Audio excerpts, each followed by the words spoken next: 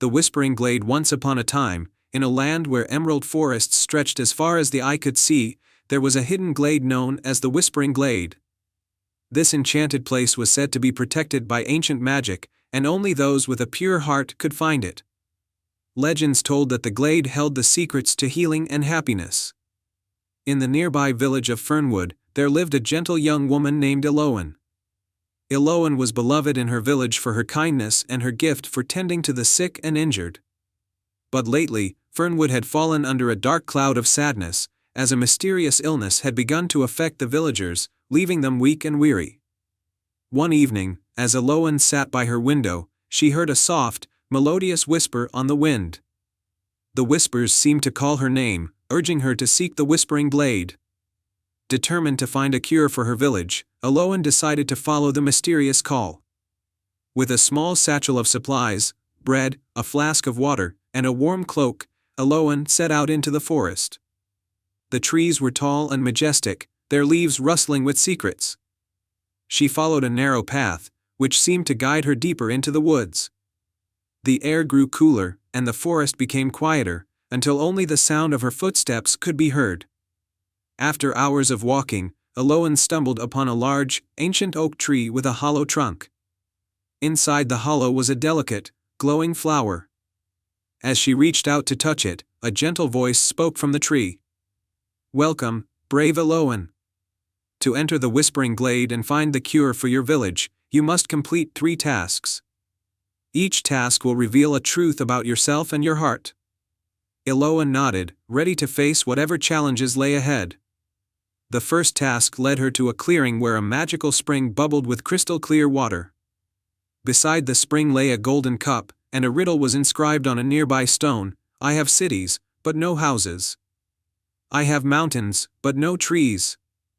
I have water, but no fish. What am I?" Eloan thought deeply about the riddle and answered, "A map." The spring's waters sparkled with approval, and a hidden pathway appeared, leading her further into the forest. The second task brought Eloan to a grove where she found a group of small, enchanted creatures. They were trapped in a tangled web spun by a mischievous spider. The creatures pleaded for help, but they were fearful of the spider, which guarded the web fiercely. Without hesitation, Eloan carefully approached the spider, speaking to it with kindness.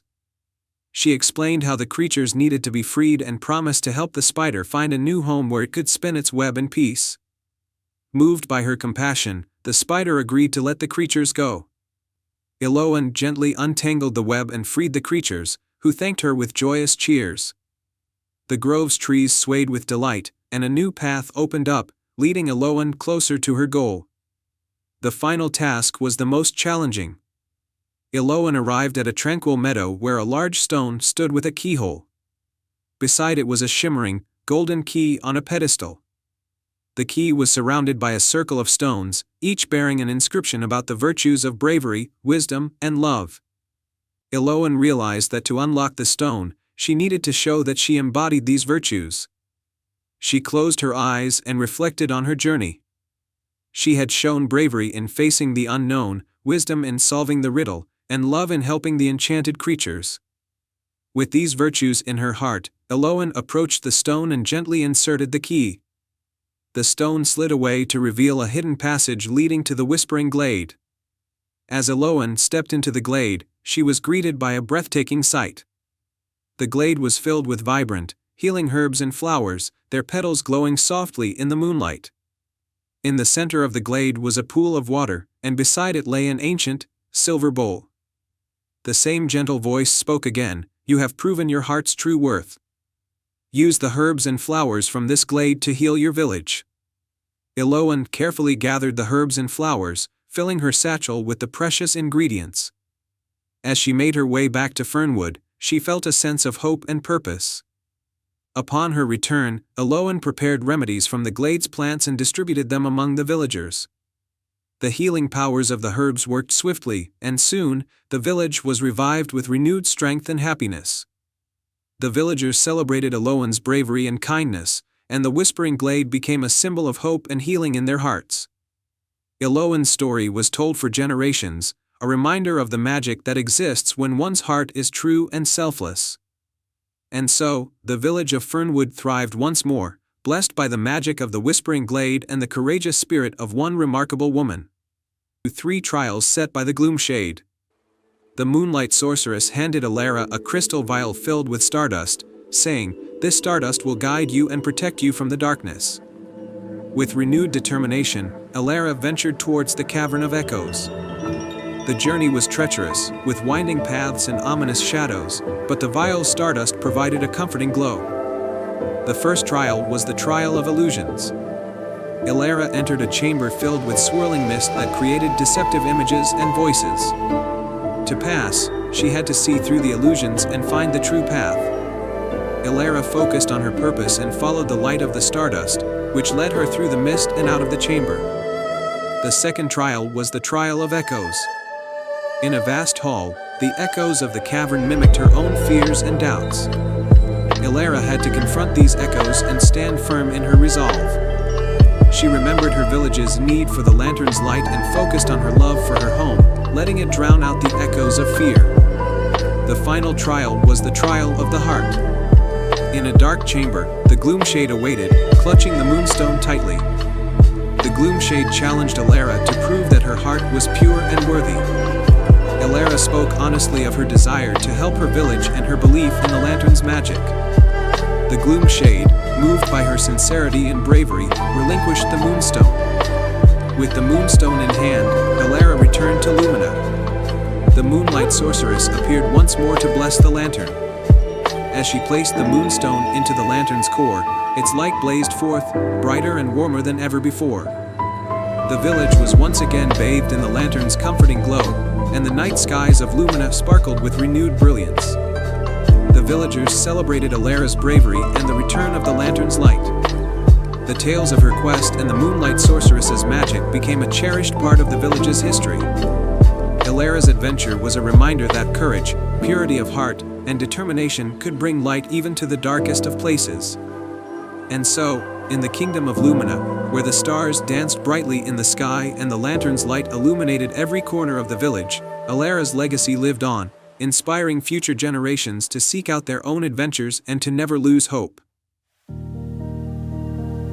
Once upon a time, in a quaint village nestled between rolling hills and a deep, sparkling lake, there was a curious little workshop known as the Clockwork Haven. The workshop belonged to an elderly inventor named Professor Thorn, who was famous for creating marvelous mechanical wonders. However, his greatest creation was a magnificent dragon made entirely of clockwork. The clockwork dragon was a marvel of engineering, with gleaming metal scales, intricate gears, and delicate wings that fluttered with precision. The villagers adored the dragon, which would perform enchanting displays of flight and fire, in a harmless, dazzling manner, during festivals and celebrations. However, the dragon had not been seen in action for years, as Professor Thorn had grown old and frail, and the once vibrant dragon had fallen into disrepair.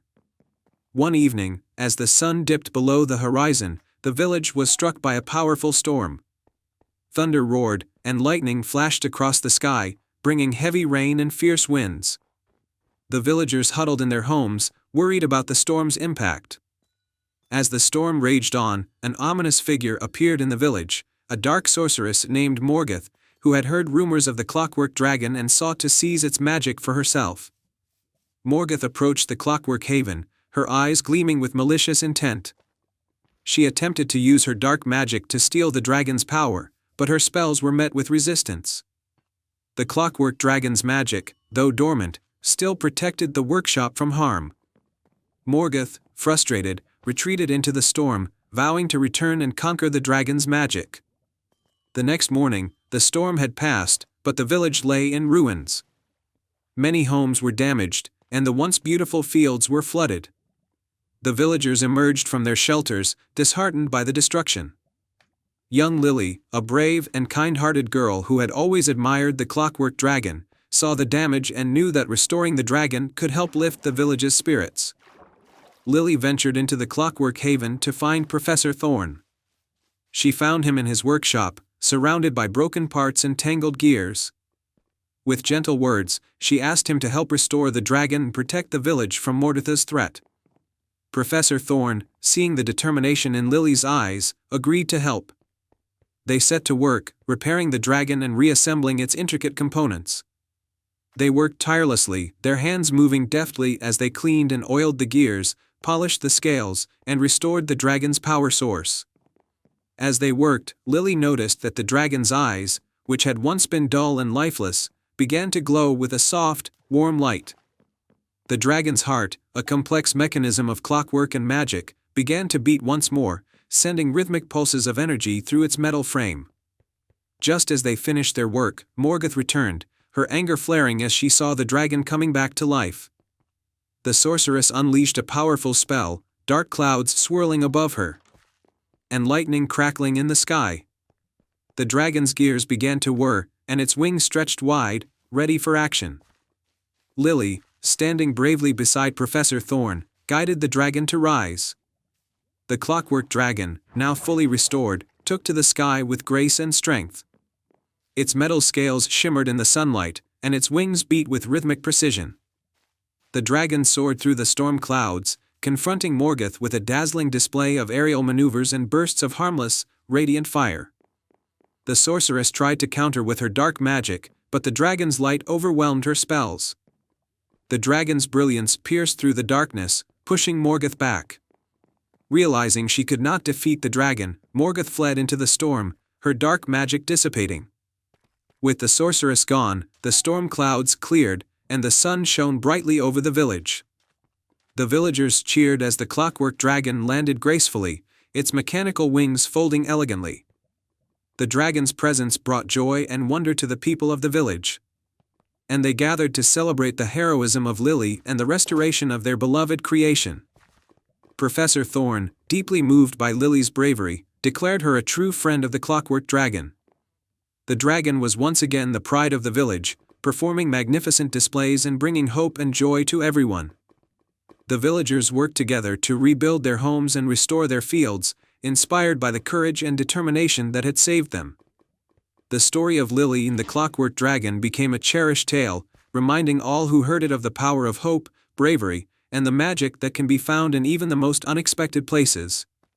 And so, in the village of Harmony, where the clockwork dragon flew proudly against the backdrop of a bright blue sky, the legend of Lily and the dragon lived on, a testament to the strength of the human spirit and the enduring power of friendship.